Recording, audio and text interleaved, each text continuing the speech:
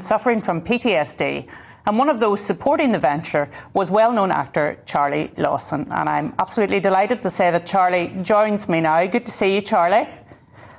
And good to see you, Arlene, eh? Yeah, good to see you. Look at you in your new career, eh? Well, listen, this time last year, we were getting ready for that wee dander round our wee, a big dander round our wee country. This year, the boys are doing something different. What are they up to this year? Well, we thought, didn't we, Arlene? You and I looked at each other last year and we said 430 miles in sort of 12 days was completely barking. But of course, the boys did it with their support team, and we were able to receive a cheque when it was all finished for £22,000 over Dundela Football Club. God bless them, one afternoon. And of course, as Conor and Ian said when they were speaking along with Rab and Anne-Marie that evening over a few beers, they were already planning their new venture for this year, which of course is a big dander around the UK and Ireland, which this time is, I think, it's almost 600 miles, and they're planning to do that, and not 18 days, I believe, I think 17 and a half now.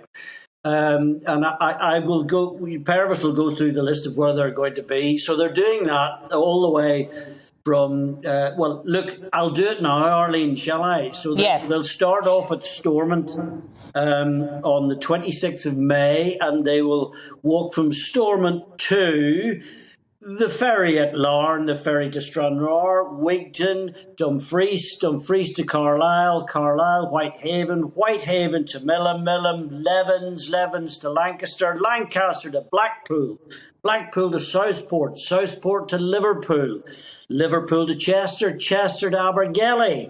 Abergelly to Holyhead, and they'll get on the wee boat across the Dublin ferry, and they'll get off there, and then they'll walk from Dublin to Drogheda. They'll cross the border over to Newry, back to Lisburn, and back to Stormont, by which stage I suspect they'll be mentally and utterly drained and physically completely knackered. Yeah. But everybody is welcome to join them on any of those legs. I'm sure you'll give the website out exactly, Arlene. But yeah, it's a tremendous challenge. And I'm deeply proud to be a supporter of Beyond the Battlefield. Yeah, and Beyond the Battlefield provides very practical support, doesn't it, Charlie, to people who need a wee hand, as we would say in Northern Ireland, and who may be feeling down. They provide counselling, they provide very practical support. And you got involved because you felt passionately that veterans in Northern Ireland weren't getting all of the support that they needed and should have been receiving.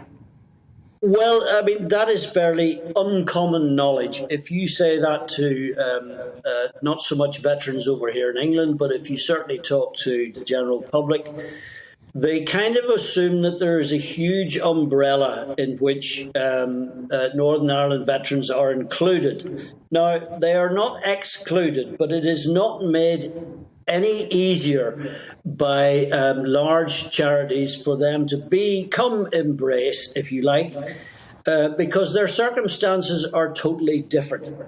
We are quite a quiet, and I know you've people listening from England, Scotland, Wales, and everywhere else around the planet will find this rather hard to believe, but we are quite a quiet people.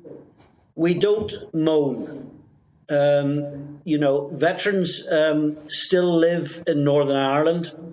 It is hard for them to find help. It's hard for them to get across the water to find help. And strangely, we seem to have been neglected. Now, there are exceptions to that. Of course there are. There are small charities. You know that Andy Allen runs one, etc. But Beyond the Battlefield came to my attention a couple of years ago. They've managed to secure some decent money for a site in Portavogie, which is currently being, it's standing, it's built, and it's now being refined and honed and made totally professional. And this, as opposed to various other sites in the United Kingdom, this is open to all who served in Northern Ireland, and indeed all who served. It's open to all veterans, and it also includes the emergency services, or the blue light guys and girls, as we call them. It's more than a respite centre. It's, Anne-Marie and Rab will be there flying the flag. but it'll be full of qualified people. It is a safe place for veterans to go. And Arlene, you know, particularly ex-RUC men and ex-UDR live in communities where they need to keep their heads down and be quiet. Particularly the RUC, I think I've come across, as you will have done over the last couple of years. I know a very close friend of mine, Melanie Brown, lost her brother to severe PTSD and alcoholism, etc. With common problems. And there's very little help for these people because they tend to be very quiet. But they are there in our community, quietly trying to get on with their lives with massive strain on their shoulders. I tweeted yesterday, Arlene, that on ITV at 6 o'clock, they were saying it was the 5th anniversary of that terrible, horrendous bombing in Manchester Arena at the Ariana Grande concert. And there was a lovely lady being interviewed, a paramedic, I believe, who turned up on that horrendous evening. And she suffers from PTSD.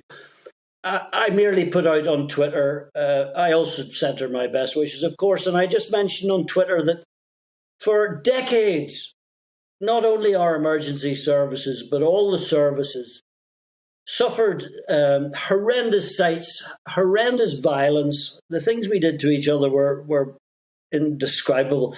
For decades, they put up with this. And they don't shout about it. They don't demand help. They don't make, although we do try to make documentaries and then COVID comes along, but they don't shout and yell and scream about it, and they don't make a big noise across in England, and they tend to be forgotten. Now, look, you and I are aware that this is not for everybody in our community, and we know that. We all suffered in different ways. But I'm here with Beyond the Battlefield for this particular part of the community. And, people may not like me for it, but I'm very proud of that.